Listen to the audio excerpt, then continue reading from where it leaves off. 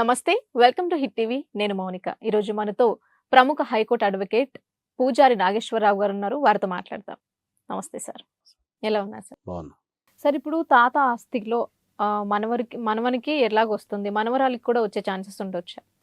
First మీకు ఎవరు చెప్పారో తెలియదు కానీ తాత ఆస్తిలో మనవళ్ళకి కానీ మనవరాలకు కానీ వాటా లేదు. అది ఎవరు మీకు అంతది రాంగ్ ప్రొపగండా చేశారు.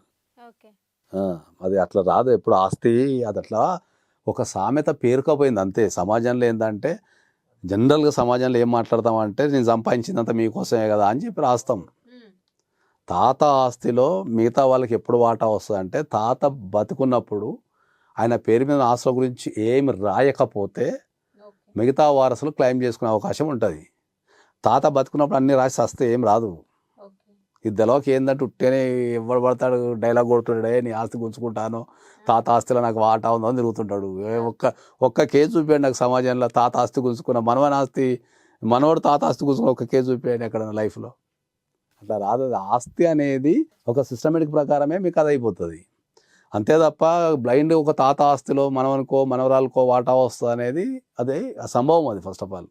ఎందుకంటే చాలామంది వ్యక్తులు 90% ఆఫ్ ద వ్యక్తులు బతుకున్నప్పుడు ఏదో ఒకటి రాసి చచ్చిపోతారు. వాళ్ళు ఒక 10% వ్యక్తులు మాత్రమే బతుకున్నప్పుడు ఏం రాకుండా చచ్చిపోతారు. సో చచ్చిపోయినా దానికి నెక్స్ట్ ఇమీడియట్లు కొడుకులకు బిడ్డలకి వస్తుంది తప్ప మళ్ళీ మనవాళ్ళకి రాదు. మళ్ళీ ఇందులో ఎవడైనా చచ్చిపోతే మనవాళ్ళకి వస్తుంది.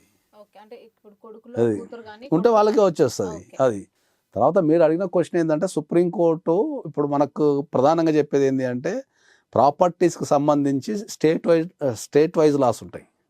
తెలంగాణలో ఒక రూల్ ఉంటుంది, కర్ణాటకలో ఒక రూల్ ఉంటుంది, మధ్యప్రదేశ్లో ఒక రూల్ ఉంటుంది. ఇవి స్టేట్ లాస్ అంటాం. అంటే ఒక ప్రాపర్టీకి సంబంధించి ఎవరికి రైట్స్ ఇవ్వాలా, ఎవరికి రైట్స్ ఇవ్వద్దు, ఎవరి తర్వాత ఏం చేయాలనేది స్టేట్స్ అవి డిఫైన్ చేసుకుంటాయి. ఓకే. సో ఇంతకుముందు మనకి ఎన్టీఆర్ వచ్చిన కొత్తలో ఏంది అంటే 1982 తర్వాత అప్పటి వరకు మనకు ఆడపిల్లలకు తెలంగాణ మన ఉమ్మడి ఆంధ్రప్రదేశ్లో ఆడపిల్లలకు ప్రాపర్టీలో రైట్ లేదు. అప్పుడు లేదు.